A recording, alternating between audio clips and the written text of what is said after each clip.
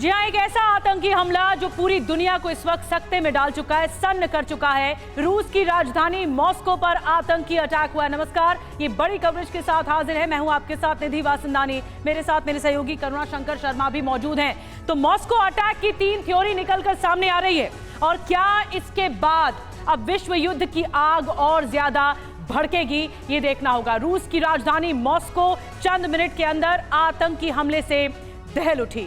आतंकियों का हमला इतना खौफनाक था कि हमले में 140 लोग मारे गए, वहीं 100 से ज्यादा लोगों के घायल होने की खबरें भी सामने आई। बिल्कुल, AK-12 राइफल से आतंकवादियों ने ताबड़तोड़ गोलियां बरसाई, नरसंहार को अंजाम दिया मॉल के अंदर। ये वही हथियार है जिसका इस्तेमाल रूस की सेना करती है, और उसी हथियार से आतंकवादियों ने मॉस्को में कत्लेआम मचा दिया। इस हमले के बाद व्लादिमीर पुतिन ने तुरंत एक्शन लिया, वॉर इमरजेंसी को लगा दिया है। और बड़ी खबर क्या है मॉस्को आतंकी हमले को लेकर, ये आप जानिए। मॉस्को आतंकी हमले में ये इस वक्त की सबसे बड़ी खबर आपको बताएं, हमले के पीछे आईएसआईएस का हाथ होने की थ्योरी से रूस सहमत नहीं है। रूस करेगा हमले के असली गुनहगारों का खुलासा। हमलावरों की पहचान करके एफएसबी जल्द ही खुलासा करने वाली इस बात का दावा, यानी जो अभी तक कहा जा रहा था कि इस्लामिक चरमपंथी गुट के आतंकी हो सकते हैं, आईएसआईएस के आतंकी हो सकते हैं, लेकिन अब इससे ही रूस की खुफिया एजेंसी एफएसबी ने साफ तौर पर इंकार कर दिया, आईएसआईएस के आतंकी होने की बात को खारिज किया है। और लगातार एक और थ्योरी सामने रखी जा रही है रूस की तरफ से कि इसके पीछे अमेरिका और यूक्रेन का हाथ है।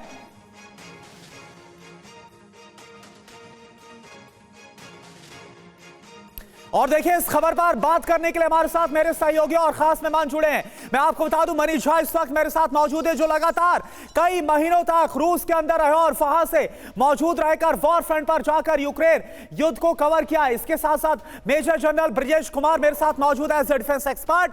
प्रोफेसर अमिताभ सिंह विदेश मामलों के जानकार मेरे साथ जुड़े हुए हैं।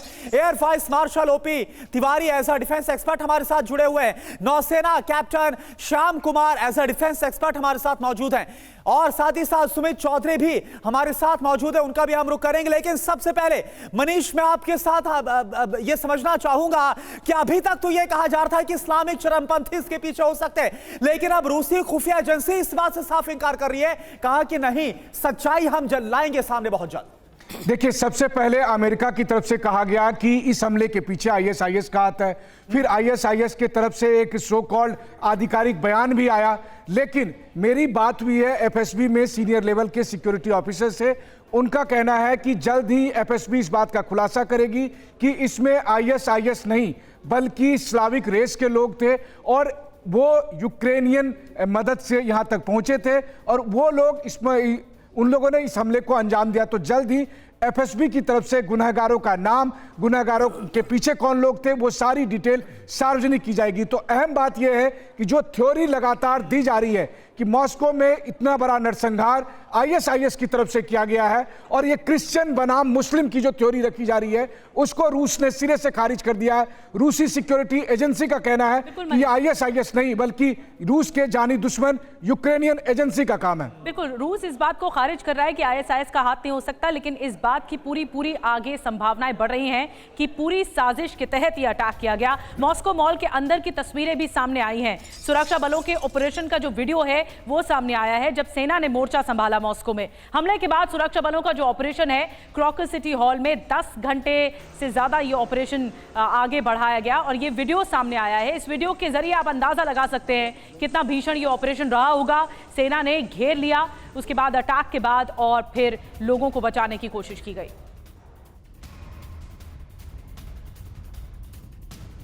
और देखिए, मॉस्को आतंकी हमले पर एक और बड़ा खुलासा हम आपके सामने करने जा रहे हैं। हमले में रूसी हथियारों का इस्तेमाल किया गया, AK-12 से आतंकवादियों ने फायरिंग की है। दरअसल यह आपको बता दें, खुलासा इसलिए बड़ा है क्योंकि रूसी सेना दरअसल AK-12 राइफल का इस्तेमाल करती है, और यह कहा जा रहा है दावा इस बात का कि वॉर फ्रंट में लड़ते हुए यूक्रेनी सैनिकों ने रूसी सैनिकों से जो ये राइफल्स छीनी थी, उनसे कब्जाई थी, उन्हें दिया गया हमलावरों को। ये जो थ्योरी है वो सामने रखी जा रही है, और वो आपको तस्वीर में हम दिखा रहे हैं। ये जरा आप देखें, AK-12 राइफल जो आतंकवादियों से मिली है, और इसका इस्तेमाल रूसी सेना करती है। आखिर कैसे आतंकवादियों के पास रूसी सेना की राइफल पहुंची, बड़ा सवाल। और इस बीच एक और बड़ी खबर, रूसी सेना ने आतंकियों की गाड़ी को कब्जे में ले लिया। सेना को आतंकियों की गाड़ी में बम मिले हैं, तो ये जानकारी इस वक्त सामने आ रही है। देखिए, अब इस पूरे मामले पर तह तक जाने की कोशिश होगी। जांच एजेंसियां चौकन्ना है और वो जांच कर रही हैं। आतंकियों की जो गाड़ी थी उसमें बम बरामद हुए हैं, जब जांच में पता लगा, और एक एक करके इस कड़ी को जोड़ा जा रहा है, इसके पीछे किसका हाथ है। रूसी सेना के कब्जे में आतंकियों की गाड़ी आ चुकी है और इसमें बम भी मिले हैं।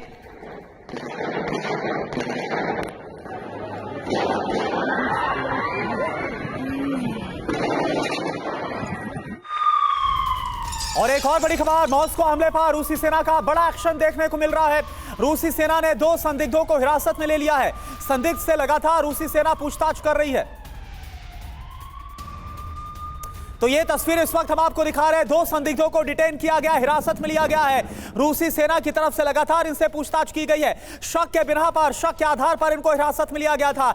इसके साथ साथ हमने एक और तस्वीर आपको दिखाई थी, जिसमें संदिग्धों की एक तस्वीर भी जारी की गई, जो कि सफेद कार के अंदर बैठे हुए अगली सीट पर नजर आ रहे थे। यह तस्वीर आपके सामने देखिए, हाथ ऊपर किए गए हैं। संदिग्धों के इनकी तलाशी ली गई और उसके बाद इनको डिटेन किया गया। पूछताछ जारी है।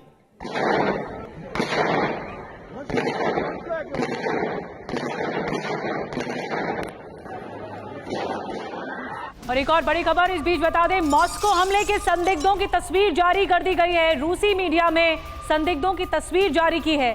सफेद कार में दिखाई दिए 2 संदिग्ध, और रूसी मीडिया की तरफ से देखिए तस्वीर आ चुकी है। ये आतंकियों की रूसी मीडिया के हवाले से ये तस्वीर दिखाई जा रही है। सफेद कार में 2 संदिग्ध दिखाई दिए हैं। ये एक कैप पहने हैं एक संदिग्ध, और एक की तस्वीर भी सामने आ गई। ये जो गोल घेरे में आप देख रहे हैं, ये 2 संदिग्ध हैं जिन्होंने हमला किया।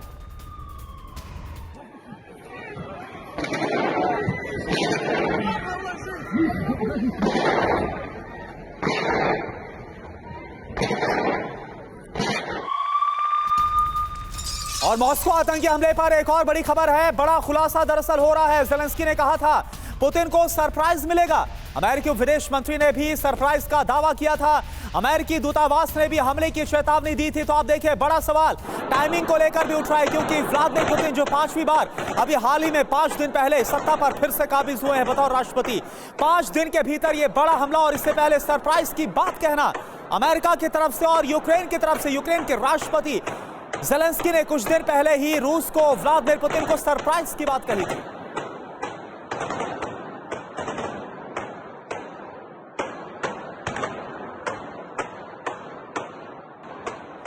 और आइए बिग वॉल के जरिए आपको बताते हैं ये सरप्राइज कनेक्शन की बात क्यों बार बार निकलकर सामने आ रही है, ये थ्योरी क्यों आ रही है। मॉस्को में आतंकी अटैक होता है, अब देखिए खुलासा बड़ा है। यूक्रेन, ज़ेलेंस्की का बयान आया कि पुतिन को जल्द सरप्राइज मिलेगा, ये कुछ दिन पहले की बात है। वहीं अमेरिका की तरफ से विक्टोरिया न्यूलैंड उप विदेश मंत्री की तरफ से कहा गया कि रूस को जल्द बड़ा झटका मिलेगा। तो क्या इस टेररिस्ट अटैक के पीछे कहीं ये कनेक्शन तो नहीं जुड़ा हुआ? बिल्कुल निधि, और देखिए मॉस्को में यूएस दूतावास की तरफ से क्या कहा गया था, भीड़भाड़ वाली जगह पर अचानक हमला होगा, इस बात को लेकर वार्निंग थी। अब सवाल यहां पर क्या उठ रहे हैं, क्या मॉस्को हमले की ज़ेलेंस्की को पहले से भनक थी, क्या जानकारी थी? बिल्कुल, इसके अलावा एक और सवाल यह भी कि अमेरिका और ज़ेलेंस्की ने हमले से पहले एक जैसा बयान कैसे दे दिया, ये एक जैसा बयान क्यों दिया गया, इसी को लेकर जरा जो संदेह की स्थिति है वो बनी हुई है। मनीष, मैं आपके पास आ रही हूँ, ये क्यों कहा जा रहा है बार बार कि ये सरप्राइज कनेक्शन है? एक तरफ तो युद्ध चल रहा है रूस यूक्रेन में, तो दूसरी तरफ इस अटैक से पहले भी ऐसे बयान दिए गए जो संदेह पैदा करते। देखिए, जिस लेवल का अटैक हुआ है वो निश्चित तौर पर कहीं से ऐसा नहीं है कि 4-5 बंदूकधारी आए, होटल से निकले, गाड़ी में उस मॉल में पहुंचे और उन्होंने धुआं अंधाधुंध फायरिंग कर दी, बल्कि ये पूरी तरह से सोची समझी साजिश के तहत हिस्सा हुआ है। और अब रूस की एजेंसी, रूस की सरकार इसकी तार जोड़ने में लगी है। और तार क्या है?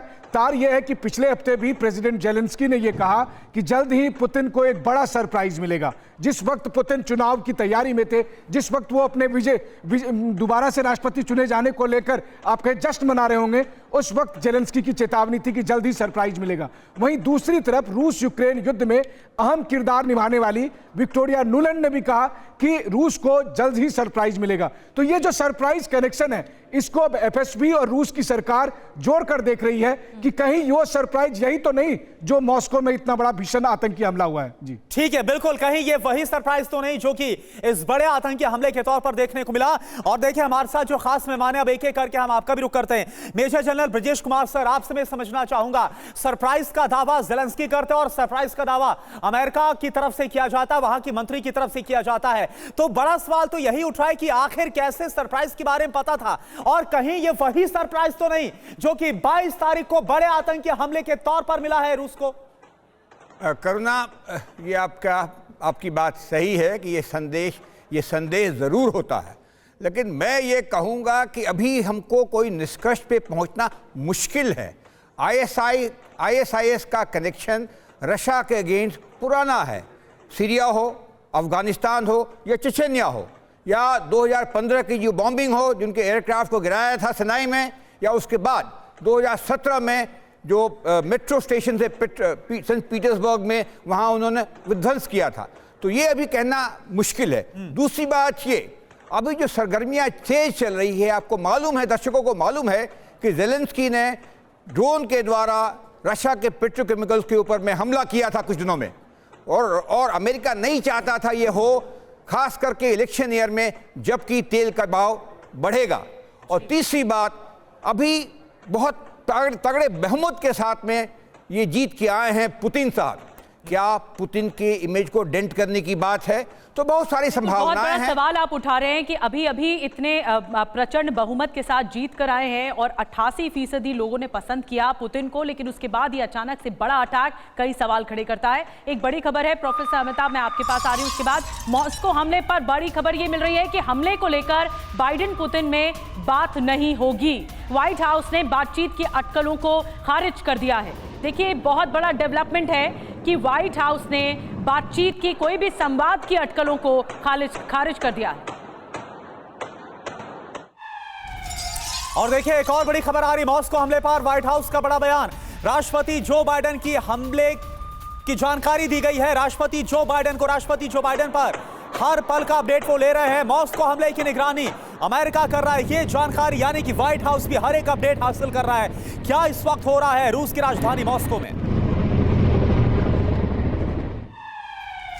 और एक और ब्रेकिंग खबर आपको बता दें, आतंकी हमले के बाद एक्शन में पुतिन है। एफएसबी के डायरेक्टर ने दी पुतिन को रिपोर्ट। हमले पर डिप्टी प्रधानमंत्री और पुतिन में भी बातचीत हुई है। होम मिनिस्टर से भी पुतिन ने बातचीत की है। हमले में घायल लोगों की जान बचाना पहली प्राथमिकता है। जांच समिति के प्रमुख से पुतिन ने बातचीत की है। तो जांच तेजी से आगे बढ़ रही है और इस मामले में तह तक जाने की कोशिश है कि किसका हाथ है। सुमित भी हमारे साथ लगातार मौजूद है, लेकिन सुमित से पहले मैं प्रोफेसर अमिताभ आपके पास आ रही हूं। आपको क्या लगता है, देखिए एफएसबी अभी किसी निर्णायक निष्कर्ष पर नहीं पहुंची है कि हमला किसने किया है, अभी जांच चल रही है, लेकिन क्या आशंकाएं हो सकती हैं इसके पीछे? देखिए, रूस उग्रवाद से, टेररिज्म से अछूता नहीं है। अब तक 20 मेजर इंसिडेंट्स हो चुके हैं। अगर दो का भी मैं नाम लूँ, 2002 में बेस्लान इंसिडेंट हुआ था नॉर्थ ओसेटिया में, जहां 800 स्कूली बच्चों को बंधक बनाया गया था और करीब 370 लोग मारे गए थे, जिसमें आधे बच्चे थे। उसके बाद एक मॉस्को के थिएटर में हॉस्टेज लिए गए थे, वहां भी 100 से ऊपर लोग मारे गए थे। ये दो मेजर इंसिडेंट है। उसके अलावा 99 में एक बहुत बड़ा अपार्टमेंट बॉम्बिंग हुआ था, सीरीज ऑफ अपार्टमेंट बॉम्बिंग, जिसमें 170 लोग मरे थे। लेकिन ये जो बात है कि इसमें यूक्रेन या यूक्रेनियन एजेंसीज इन्वॉल्व है, मुझे इस पर थोड़ा सा शक है। इसलिए शक है क्योंकि अभी तो पुतिन जीत कर आए हैं और उनके इमेज को डेंट करने के लिए ये एक स्ट्राइक किया गया है। यूक्रेन ये पूरी तरह से जानता है कि अगर सिविलियन इंसिडेंट्स पे या टेररिस्ट इंसिडेंट किए जाएं, सिविलियन को मारा जाए, तो ये बात आगे बढ़ सकती है और वो बेकाबू हो सकती है। और ये सरप्राइज की जो बात है, सरप्राइज वॉर फ्रंट की सरप्राइज होगी। उनको F-16 देंगे या अन्य आयुध सामान देंगे। मुझे नहीं लगता कि अमेरिका और यूक्रेन चाह के यहाँ टेररिस्ट स्ट्राइक करें, लेकिन क्रेडिबिलिटी अमेरिका और यूक्रेन की रूस में बहुत खराब है। कोई उनकी बात मानेगा नहीं, सब यही मानेंगे कि ये इसमें यूक्रेन इन्वॉल्व है। और जैसा आपका टिकर भी चल रहा है कि ये एक विश्व युद्ध का ऐलान हो सकता है। और मैं यही हमेशा से कहता हूं और पिछले 2 साल से आपके दर्शकों को कि देखिए एक दुर्घटना का हमें इंतजार है और वो दुर्घटना शायद ये हो सकती है या इससे कोई बड़ी बात दुर्घटना आप बोल रहे हैं कि क्या ये वही दुर्घटना हो सकता है अमिताभ सर, ये वही ट्रिगर पॉइंट हो सकता है जिसके बाद वर्ल्ड वॉर छिड़ सकती है। देखिए एक और बड़ी खबर आपको बताएं, इस आतंकी हमले को लेकर, मॉस्को आतंकी हमले की पीएम मोदी ने कड़े शब्दों में निंदा की है। दुख की इस घड़ी में रूस के साथ हम खड़े हुए हैं, यह प्रधानमंत्री की तरफ से कहा गया। हमारी संवेदना पीड़ित परिवारों के साथ है, तो प्रधानमंत्री की तरफ से ट्वीट किया गया। दुख की घड़ी में रूस के साथ भारत खड़ा हुआ है और ये वो ट्वीट जिसमें साफ तौर पर प्रधानमंत्री ने कड़े शब्दों में निंदा की है और दुख जाहिर किया है। सुमित इस वक्त मेरे साथ इस खबर पर, मैं सुमित आपके पास से आ रहा हूं। देखिए अभी हाल ही में व्लादिमीर पुतिन जब 5वीं बार राष्ट्रपति बने तो इसके बाद व्लादिमीर पुतिन और साथ साथ ज़ेलेंस्की दोनों से बात की थी प्रधानमंत्री मोदी ने, और युद्ध खत्म करने का वक्त है, यह संदेश दिया गया था, और अब यह हमला हो जाता है। कैसे आप देख रहे हैं? हालांकि भारत ने एक बार फिर से कड़े शब्दों में निंदा भी की और दुख भी जाहिर किया है। देखिए बिल्कुल उस समय का वक्त अलग था, व्लादिमीर पुतिन जीत कर आए थे, लेकिन इस समय का वक्त बिल्कुल अलग है। इस पूरे इंसिडेंस ने, इस पूरी घटनाक्रम ने सारी चीजें बदल दी। ना सिर्फ खासतौर पर रशिया का किस तरीके से रिएक्शन रहेगा, रशिया का किस तरीके से अग्रेशन रहेगा, बल्कि ये भी कि अब यूक्रेन के साथ साथ जो उसके समर्थित देश है, नाटो के जो देश है, उनका रिएक्शन भी आप देखिए, चाहे फ्रांस हो, जर्मनी हो, यूके हो, अमेरिका हो, ये सारे देशों का रिएक्शन भी सबको पता है कि इस पर रशिया बहुत तेजी से, बहुत अग्रेसिवली कोई ना कोई एक्शन जरूर लेगा। और इंपॉर्टेंट ये है कि जिस तरीके से इन्वेस्टिगेशन एजेंसीज रशिया की जो चीजें स्टैब्लिश कर रही है, चाहे वो AK-12 की बात हो या फिर दूसरे आर्म्स एंड एम्युनिशंस की बात हो, बल्कि ये भी कहा जा रहा है कि आखिरकार ये लोग यहां पर पहुंचे कैसे, इनको कहां से ओवरग्राउंड वर्कर्स की तरफ से सपोर्ट मिला, आखिरकार लॉजिस्टिक किसने प्रोवाइड करा है, और इनको इतनी ज्यादा मैपिंग या फिर इतनी ज्यादा लॉजिस्टिक्स की जानकारी कैसे थी। तो ये एक बड़ी बात हो सकती है। इसी वजह से देखिए कि अब इन्वेस्टिगेशन एजेंसीज लगातार इन सबूतों को इकट्ठा कर रही है और उसी के बाद निश्चित तौर पर एक बड़े कंसोलिडेट तरीके से इस पर व्लादिमीर पुतिन जरूर एक बयान भी देंगे। बिल्कुल एक निष्कर्ष निकलेगा। सुमित, बड़ी बात आप कह रहे हैं, और इस बीच आपको बता दें कि भारत ने भी कहा है कि इस दुख की घड़ी में वो रूस के साथ है। एक बड़ी खबर और मिल रही है, मॉस्को हमले के बाद रूस में सारे प्रोग्राम्स रद्द कर दिए गए हैं। मॉस्को में सभाओं, सार्वजनिक कार्यक्रम पर प्रतिबंध लगा दिया गया है। एक बड़ा एक्शन लिया गया है इस आतंकी अटैक के बाद। दहशत में लोग हैं और सबसे ज़्यादा जो जान का नुकसान हुआ है, लोगों की हानि हुई है, लोगों की मौत हुई है, और ऐसे में बड़ा फैसला लिया गया है कि अब कोई सभाएं, सार्वजनिक कार्यक्रम अभी नहीं होंगे। और एक और बड़ी खबर, आतंकी हमले के पीड़ितों को श्रद्धांजलि दी गई। मॉस्को में लोगों ने श्रद्धांजलि दी है, वो लोग जो मारे गए हैं। 140 लोगों की मौत की खबर अभी तक आ रही है। इस हमले में मरने वालों को श्रद्धांजलि दी गई है। आतंकी हमले के खिलाफ लोगों में गुस्सा फूट पड़ा है। इसका कड़ा जवाब देने की जो मांग है वो इस वक्त रूस में आम लोगों की तरफ से उठ खड़ी हुई है।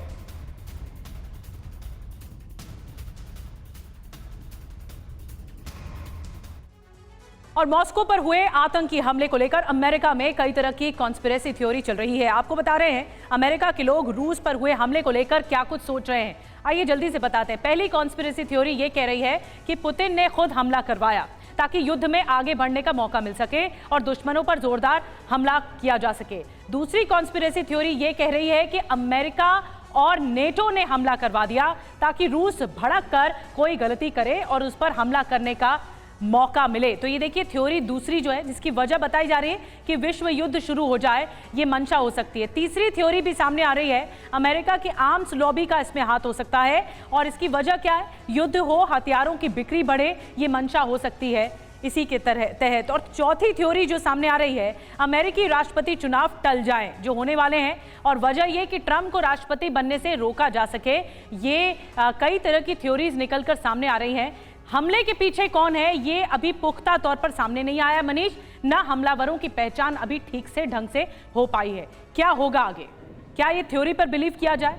देखिए, बहुत आपने देखा होगा कि बहुत सारे इस तरह के हमलों के पीछे कोई ना कोई कॉन्स्पिरेसी थ्योरी चलती है। वही यहाँ पर भी हो रहा है। इससे पहले भी हमने देखा था जब न्यूयॉर्क में 9/11 का हमला हुआ, या फिर इजराइल में जब हमास का हमला हुआ 7 अक्टूबर को, तो तमाम तरह की कॉन्स्पिरेसी थ्योरी आई। सवाल यह है कि अमेरिका में ही कॉन्स्पिरेसी थ्योरी के इतने गढ़ क्यों हैं? शायद अमेरिकी लोग और वहाँ के सिस्टम के बीच एक भरोसे का अभाव है, और इसलिए इस तरह की थ्योरी चल रही है कि राष्ट्रपति चुनाव टालने के लिए हो सकता है। अमेरिका के डीप स्टेट ने ऐसा काम किया है। वहीं दूसरी तरफ उनकी थ्योरी ये है कि आर्म्स लॉबी जो है वो चाहती है कि उनका धंधा चलता रहे, युद्ध कहीं से रुके नहीं, इसलिए रूस को प्रोवोक करने के लिए ऐसा किया गया। वहीं तीसरी थ्योरी ये भी है कि पुतिन ने अपने यहाँ ही इस तरह के हमले करवा लिया, वैसे ही जैसे कहा गया कि पुतिन ने नॉर्ड स्ट्रीम गैस पाइपलाइन को खुद से उड़ा लिया था। तो इस तरह की तमाम थ्योरी चल रही है। सच्चाई क्या है वो आने वाले दिनों में बताई जाएगी, लेकिन हाँ ये बात जरूर है, ये सारी थ्योरी कहीं ना कहीं अमेरिका से ही निकल कर आती है। ठीक है, चलिए ये आपने बहुत बड़ी बात कही मनीष, और इसी पर मैं एक रिएक्शन भी लेना चाहूंगा। Air vice marshal OP Tiwari sir हमारे साथ है। सर देखिए, मैं चाहूंगा कि आप अमेरिका यूक्रेन को लेकर जो थ्योरी कही जा रही, शक जाहिर किया जा रहा है, उस पर बात करें, लेकिन एक बड़ा पॉइंट, मेजर पॉइंट यहां पर मनीष की तरफ से जिक्र किया गया कि कहीं ऐसा तो नहीं कि खुद पर ही हमला करवाया गया और AK-12 राइफल का वहां से बरामद होना जिसका इस्तेमाल रूसी सेना करती है। देखो करुणा, ये जो पहली कॉन्स्पिरेसी थियरी है इसको मैं तो पूरी तरह से रूल आउट करता हूँ। अच्छा, जैसे बता रहे कि अमेरिका से पुतिन ऐसी गलती करने की कोई गलती करने का संभावना नहीं है। लेकिन जहाँ तीसरी और चौथी कॉन्स्पिरेसी है जो आर्म्स डीलर की है, इससे मैं मनीष से भी काफ़ी सहमत हूँ। इस तरीके से क्या होता है कि बाकी सब देशों में आर्म्स खरीदने के लिए रिक्वायरमेंट बढ़ती है और इनसे उनका फायदा आर्म्स उसका होगा। चौथा, जो अमेरिका के जो इलेक्शन होने वाला है उसके ऊपर मैं ज़्यादा कुछ कमेंट नहीं कर सकता है क्या होने वाला, लेकिन जहाँ तक टेररिस्ट एक्टिविटी की बात कर रहा हूँ, ये अप्रत्यक्ष रूप से एक वॉर होता है जहां पर यूक्रेन अगर एक सामने के से लड़के हरा नहीं सकता, तो इस तरीके की संभावना, इस तरीके के रास्ता फॉलो करके किया जाता था। ये इंडिया और पाकिस्तान में हम देख चुके हैं। जब भी पाकिस्तान इंडिया का सफर नहीं कर सकता तो इंडिया में टेररिस्ट एक्टिविटी तरीके से अंदर अनरेस्ट बढ़ाने के लिए कुछ तो कुछ हमेशा किया जा सकता था। इसलिए रशिया को इस एक्टिविटी के लिए, इस तरह की एक्टिविटी के लिए हमेशा ही तैयार रहना पड़ेगा जब तक यूक्रेन जैसा कुछ नहीं है, क्योंकि युद्ध रशिया ने शुरू किया है और ऐसे में अब तैयार रहना होगा। इन आशंकाओं से भी निपटने की जरूरत है, इन हमलों से भी निपटने की जरूरत है। और मैं कैप्टन श्याम कुमार आपके पास आऊंगी इसके बाद। मॉस्को हमले के बाद एक्शन में रूस इस वक्त दिखाई दे रहा है। रूस ने जारी किया है जरिया प्लान जारी किया है। सभी सुरक्षा बलों को ड्यूटी पर आने को कहा गया है। 1 घंटे के अंदर ड्यूटी पर आने का आदेश दिया गया है। रूस ने स्टेट ऑफ वॉर घोषित किया है कि ये स्टेट ऑफ वॉर की स्थिति है इस वक्त रूस के भीतर, और एक ऐसा युद्ध जो कि रूस लड़ रहा है, इसीलिए सभी सुरक्षा बल छुट्टी से वापस लौट आए। 1 घंटे के अंदर ड्यूटी पर आने का आदेश दिया गया है।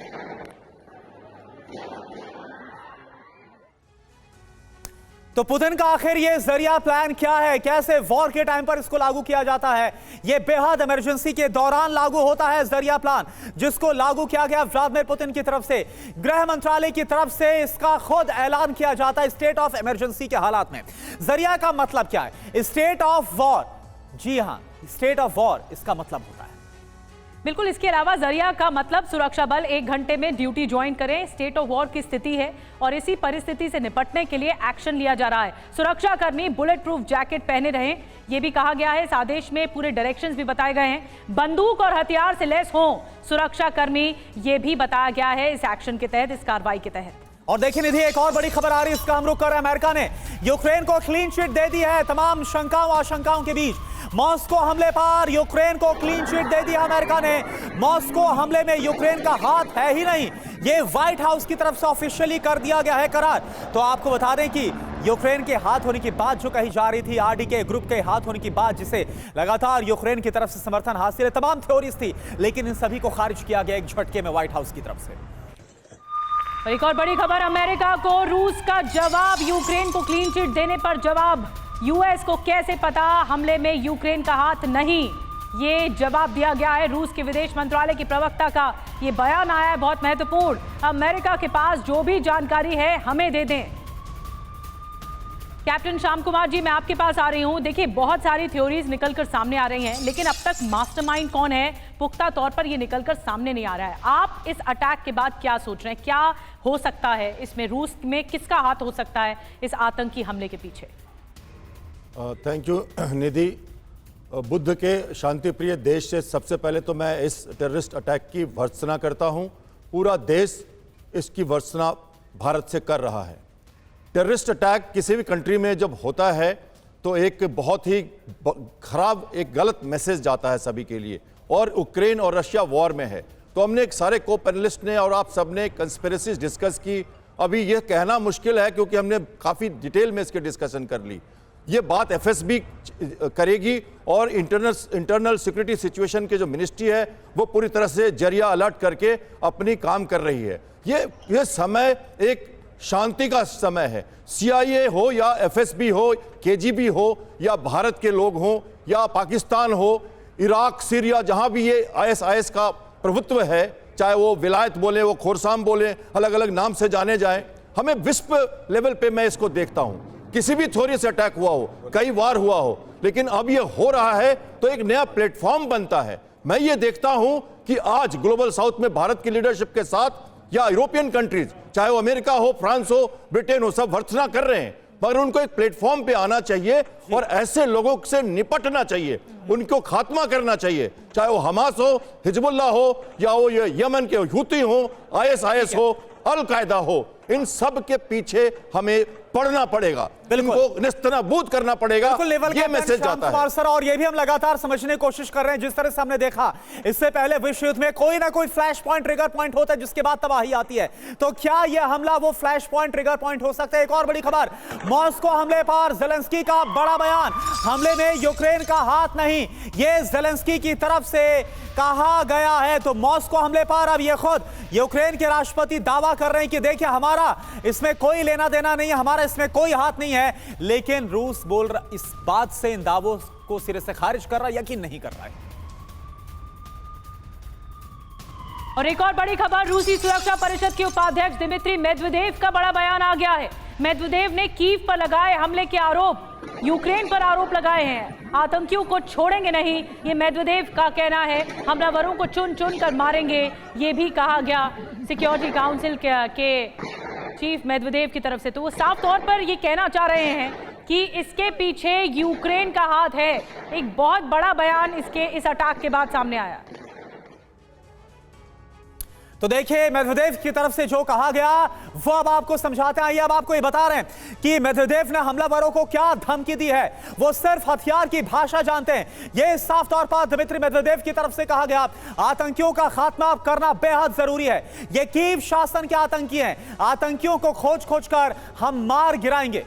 तो ये बात दिमित्री मेदवेदेव की तरफ से कही है। ब्रजेश कुमार सर, सवाल मेरा आपसे है कि क्या इससे पहले हमने देखा मॉस्को पर जो ड्रोन से अटैक हुआ, या फिर इसके पहले कर्च ब्रिज पर हमला किया गया था, उस वक्त क्या हश्र किया गया था यूक्रेन में, लेकिन अब तो अंदर घुसकर 140 लोगों को मार डाला गया है, रूसी नागरिकों के खिलाफ यह हमला बोला गया। क्या होता हुआ आप देख पा रहे हैं अब? देखिए ये बड़ा एक सटल पॉइंट है।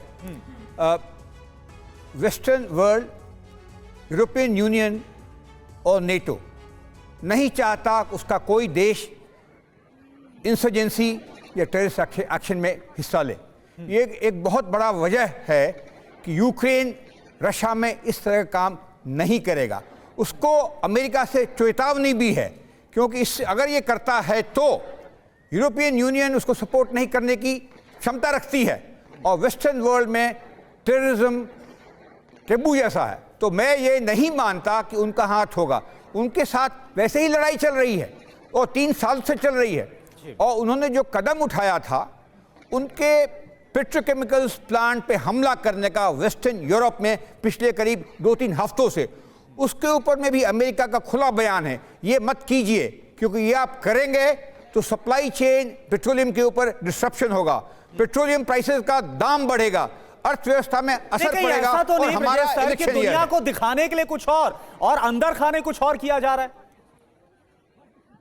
ये तो हमेशा ही होता है, और चूंकि ये हम सिर्फ 12 या 13 घंटे ही गुजरे हैं जब से ये हादसा हुआ है, थोड़ा समय देना आवश्यक होगा ताकि हम उसके पहलू को और समय के साथ ही चीजें क्लियर हो पाएंगी, कुछ किसी निष्कर्ष पर पहुंचा जा सकेगा कि इस अटैक के पीछे कौन था या फिर किस तरह की कॉन्स्पिरेसी रची जा रही थी। एक बड़ी खबर बता दें, मॉस्को हमले पर FSB सूत्रों से बयान आया है। हमले के पीछे विद्रोही गुट RDK के होने का शक बताया जा रहा है। यूक्रेनी खुफिया एजेंसी की मदद से हमले की आशंका भी जताई जा रही है। तो देखिए ये एक और डेवलपमेंट है, मॉस्को हमले पर FSB सूत्रों से बयान। FSB हमलावरों की पहचान कर रही है, हमले के पीछे विद्रोही गुट RDK के होने का शक है, और ये जो विद्रोही गुट है ये यूक्रेनी खुफिया एजेंसी इसको मदद कर सकती है, ये भी थ्योरी के रूप में सामने आ रहा है।